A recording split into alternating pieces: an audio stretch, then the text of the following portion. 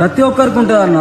మంచిగా life enjoy చేయాలా, మంచిగా దోస్తాలతో తిరగాల, కుటుంబాన్ని మంచిగా చూసుకోవాలా, జేబులో కొన్ని పైసలు ఉండాలా, మంచి బండి ఉండాలా, మంచి బంగ్లా ఉండాలా, ఎటైనా బయటకు పోతే మంచి రుబాబ్సి తిరిగితే మంచి పేరు ఉండాలా అని చెప్పేసి. కానీ ఏం చెప్తాం, కొన్ని బతుకులు అంతే.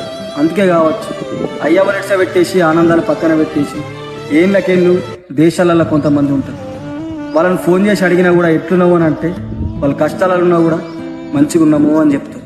అండ్ అంతేకాదు ఇంకొంతమంది ఏమో హైదరాబాద్లలో 20,000 30,000 జీతం వచ్చినప్పటికీ ఇంటి కిరాయి కట్టుకోలేక, లాస్ట్ కడితే బండి EMI కట్టుకోలేక, జేబుల ఖర్చుల కోసం కూడా ఇంటోళ్ళకు ఫోన్ చేయాలా అద్దా అని బాధపడుతూ బతికే బతుకులు ఎన్నో ఉంటాయి.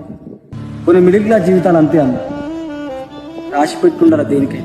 కానరాని పట్నం వచ్చినా కష్టాలెన్నో నేను పడుతున్నా, తిండి నేను తినకపోయినా తిన్నానమ్మ మంచిగున్నన్నా, బాధలెన్నో సంపుకోనున్నా ఫోన్లో బాత కాని కొట్టినా, తప్పే అని తెలుసుకోనున్నా తప్పలేక మురుసుకుంటున్నా, నిన్ను నేను రోజు తలుసుకుంటూ సంటి పిల్లోడల్ని ఏడ్చుకుంటావంట తల్లి తల్లి తల్లి నా